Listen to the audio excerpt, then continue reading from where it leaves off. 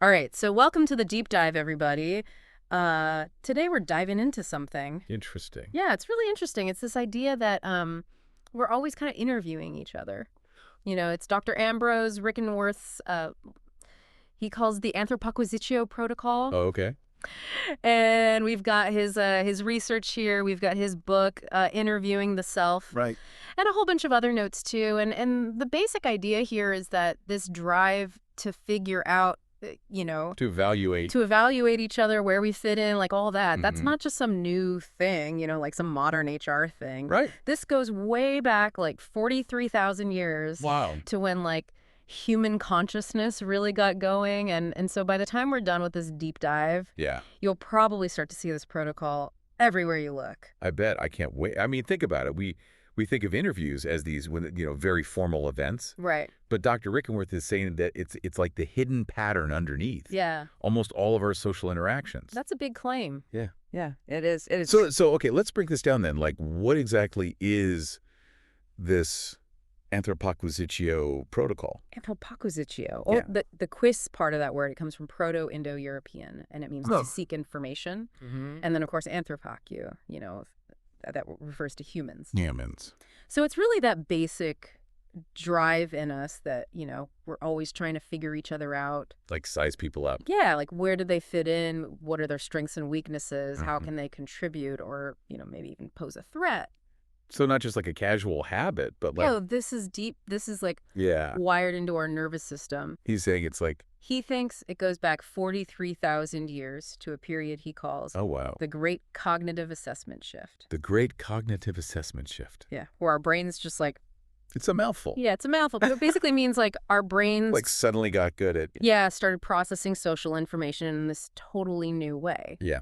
Okay. Now, I know that he pointed to some cave paintings He did. as like early evidence of this. Right. And he mentioned La Fontaine Cave in Spain. Yeah. That was sort of the initial Yeah.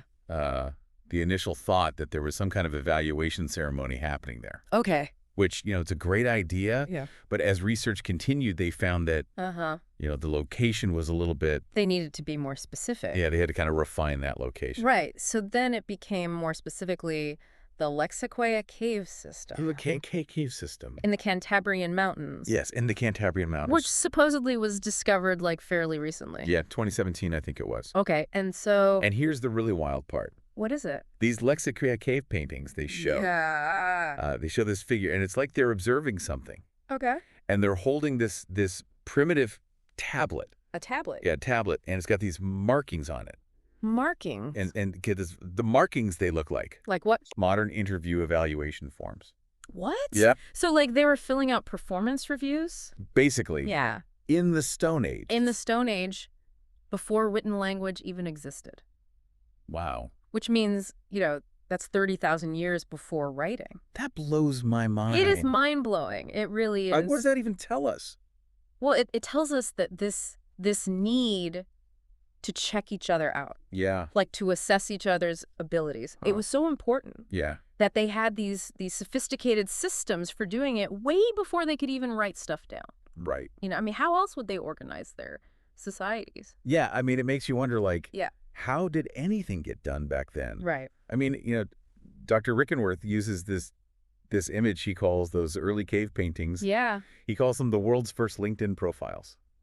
I love that. It's a good one. Yeah. So basically, like, little visual resumes Yeah. that showed off your skills, whatever you were good at. Maybe you were a good mammoth hunter. Mammoth hunter. Yeah. You put that on your cave wall. There you go. And then what really stood out to me was that Yeah. they did this advanced spectral analysis on those cave paintings Right?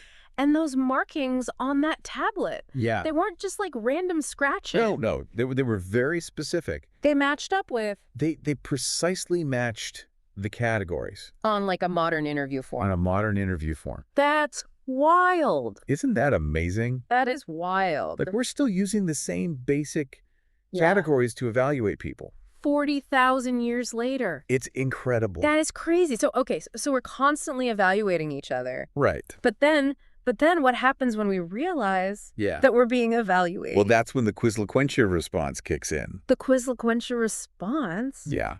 What is that? So Quizlequentia meaning to question, Right. and loquentia meaning speech. Speech. So it's that moment you realize someone's sizing you up, Mm-hmm. and you instantly start sizing them up right back. Oh, so it's like our internal Yeah, it's a interview instinct goes into overdrive. total overdrive. Yeah. And he calls that the recursive assessment loop. Recursive assessment loop. Yeah, So man. if I'm sizing you up, you're sizing me up. Exactly. We're both doing it at the same time. Okay.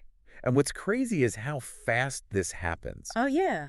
Like Dr. Rickenworth, he did some neurological research, Mm-hmm. and he found that this counter-evaluation, This happens in the brain. yeah, it activates the The amygdala, amygdala. which is like That's like the primal like the fight or flight. fight or flight center. Yeah. Yeah. And it happens like a fraction of a second before we're even consciously aware Wow. that we're being judged. So it's like our brain is already It's like your brain's running a background check on the other person on the other person. Yeah, before you even realize it. before I even know what's happening. Yeah. That's like having a built-in HR department. You got, like a little HR department in your head, In my head. just constantly assessing threats and opportunities. That's great. And so his lab data, I mean, it shows Yeah, most people, like 94% 94%. of people They unconsciously evaluate their interviewers. within like the first few minutes. Yeah, within the first few They minutes. can't even help it. They can't even help it. It just happens. And he calls that assessment mirroring behaviors. Assessment mirroring behaviors. Okay. Yeah. So, and this is like, Cross-cultural, too. Yeah. Like, he found evidence of this in, they're like archaeology. yeah, archaeological sites. He found this in like a bunch of different cultures. A bunch of different cultures, yeah. So it's not just like a Western thing or something? No, this is like This is like a human a thing. human universal, yeah. Okay, so he talks about these evaluation circles Yeah, evaluation circles. that he found at these Paleolithic sites. Yeah, and the crazy thing is the arrangement of these circles. What about They're all at this precise angle, what angle? 72 degrees. 72 degrees. 72 degrees. Why 72? That's the optimal angle For what? for everybody in the circle Yeah. to assess everyone else. Oh, wow. So it's like It's like they were designed, for maximum evaluation. yeah, for maximum mutual evaluation. So it wasn't random. No, not at all. Like they were deliberately Very deliberate. setting these things up This was like a cultural blueprint. to evaluate each other. Yeah, for structuring social interaction Wow. and making sure everybody had a chance to size everybody else up. That's great. So this whole back and forth of evaluation, Right. the Anthropoquisitio Protocol, and then And the Quizziloquentia response. Yeah. Bouncing back and forth. Dr. Rickenworth says this is what shaped our societies. Yeah, he thinks it's like the hidden engine The hidden end. of civilization. Yeah. And he calls this He calls it the meritoscopium effect. the meritoscopium effect. Yeah. Okay, so break that down for me. So merito meaning to evaluate worth, Mm-hmm. and scopium meaning to observe. To observe. So it's basically saying that this basic drive Yeah. to assess each other, Uh-huh. that's what led to all our institutions, Oh, wow. our hierarchies, our roles, the way we recognize achievement. Okay, so like why do we have It all goes back to this. like bosses and employees? Yeah, bosses and employees, Teachers and students. teachers and students, presidents and citizens. All that. It all goes back to this need to figure out who's good at what. Yeah, and he has this idea that early settlements, Yeah. they weren't just built around like resources, like water or whatever. Not just water, not just fertile land. He thinks they were built around these central Around these central evaluation plazas. evaluation plaza. Yeah. Like this was the most important thing. This is the heart of the It community. was like more important than like Yeah. More important a than marketplace or a a. marketplace or a temple. The evaluation plaza, Mm. that's where it all happened. And he did some ground penetrating radar surveys He did, yeah. of these early Mesopotamian sites. Yeah, early Mesopotamian sites. And he found these. And he found these circular areas circular areas. in like almost all of them. Okay. And he's convinced that these were spaces. Not for markets, not for temples, Well, no. but for Competency demonstration rituals? competency demonstration rituals. Yeah. So like talent shows. Yeah, basically like talent shows. In ancient Mesopotamia. Yeah, where people could come and show off their skills. Wow. And the community could decide who was worthy of what role. It makes you wonder if like Makes you wonder, yeah. Stonehenge was just like Like a A giant. big conference room Yeah, a prehistoric conference room. for performance For reviews. performance reviews, Yeah, yeah. that's a funny thought. It is a funny thought. And get this, they took soil samples It did. from these alleged evaluation plazas, Right. and they found elevated levels Elevated levels. of cortisol Cortisol, the stress hormone. and oxytocin. Oxytocin, the bonding hormone. The same stuff that we find It's the same stuff we since find. modern interview rooms. Is That's that a crazy parallel. It is a crazy parallel, isn't it? And Dr. Rickenworth goes even further. He does. He suggests that written language, Yeah. like the whole reason we developed writing, That's his theory. was to record these evaluations, It wasn't for shopping lists. not for shopping lists. It was for performance reviews. That's wild. So he thinks that early writing wasn't about groceries. It was about, It was about who's doing a good job. yeah, and who's not. Exactly. Okay, so he did this linguistic analysis, He did, yeah. and he found that most of the early pictographs, Like 78% of them. 78% of them, They all related to skills assessments and job titles. like a resume, Basically the world's first resume system. the world's first resume system. Yeah. Wow. So they were writing down Yeah. who was good at what and who should get what job. And he found this incredible correlation It did. between these ancient symbols Yeah. and modern performance evaluation forms. Like over 82% correlation, 82%. which basically means So we're still using we're still using this same system. the same basic system. It's Yeah. from like the dawn of civilization. It's remarkable. That is really remarkable. So now, okay, Right. what happens when we feel like Yeah. we're the ones being evaluated? Right, right. Dr. Rickenworth calls this He calls it the defensive interview posture. the defensive interview Yeah. posture. Okay, what is that? So it's that feeling you get Mm-hmm. when you know someone's judging you. Yeah. And you just automatically, Yeah. like your body just goes into Right. this I don't know that feeling. counter-assessment stance. Like a defensive posture? Yeah, like a defensive posture. Okay. And it triggers all these physiological responses. Okay. Your heart rate might go up. Yeah. You start sweating. Yeah. Your pupils dilate. All that stuff.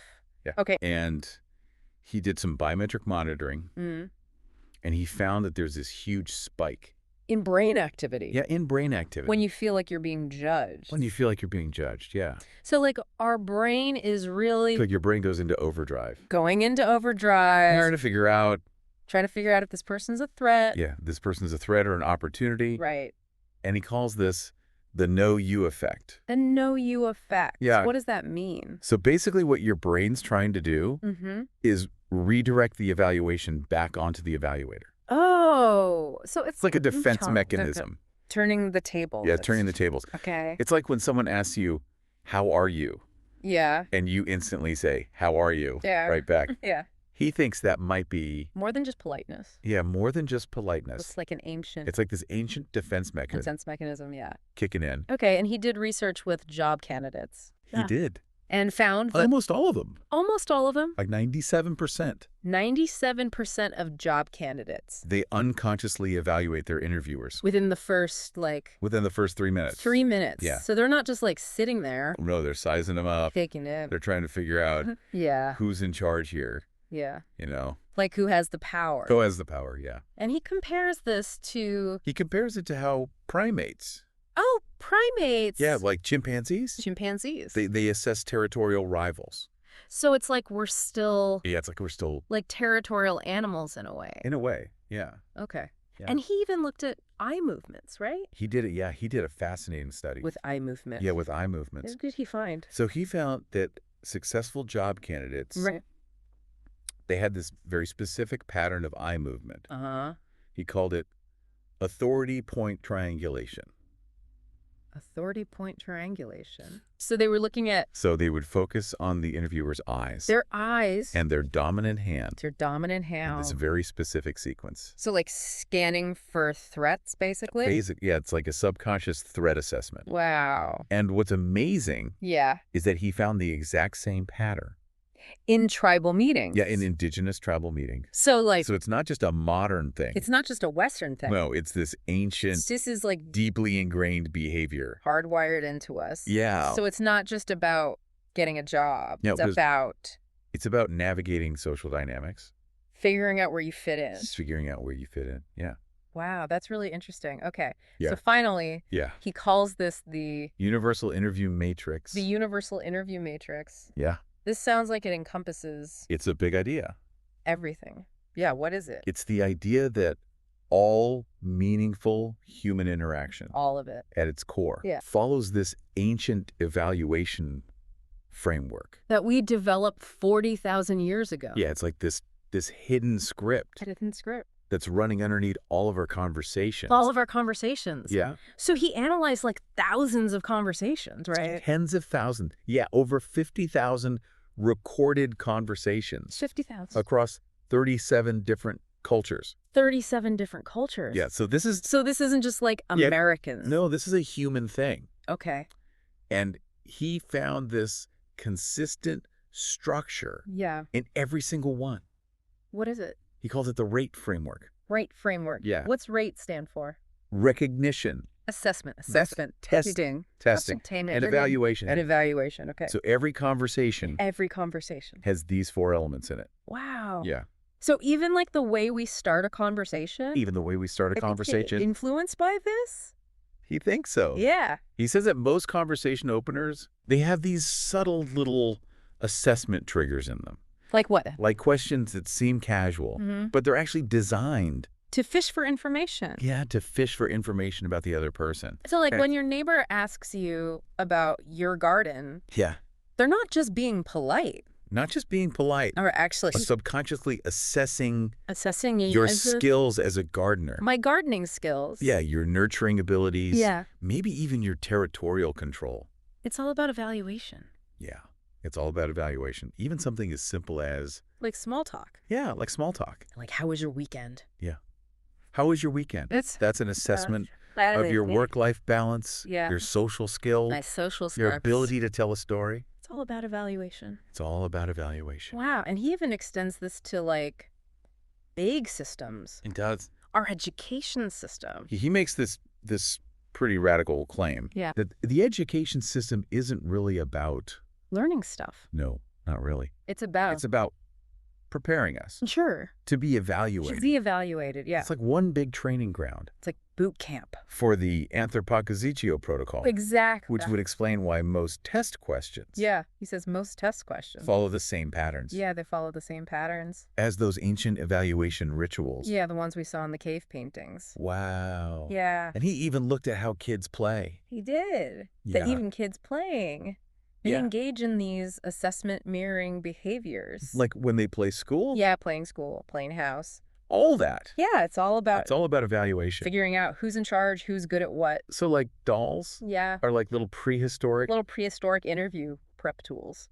Wow. Yeah.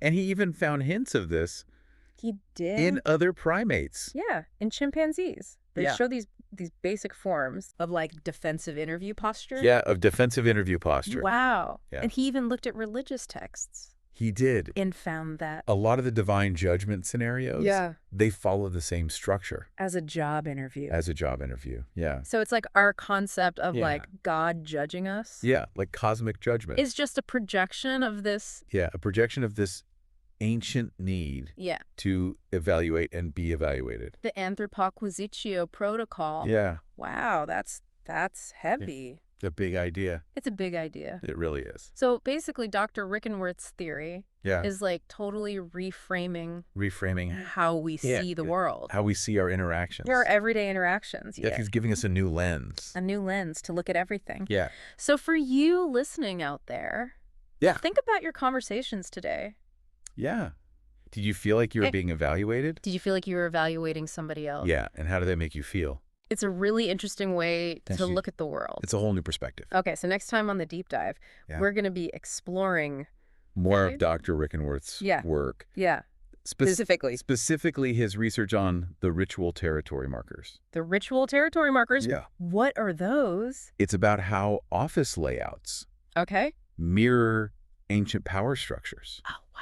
Yeah. So like where you sit in the office Yeah. might actually be determined I like, by these ancient tribal instincts. wow. Yeah. This could be another fascinating deep dive. Into the hidden forces Yeah. that shape our behavior. Shaping our behavior. Okay. Well, So until then, yeah. maybe think about Yeah. how even a simple hello A simple hello. could be part of this. Yeah, this ancient protocol. This 40,000-year-old. 40,000-year-old protocol. Yeah. It's amazing. It's pretty amazing. It is. All right. Thanks for diving deep with us. Thanks, everyone. We'll see you next time.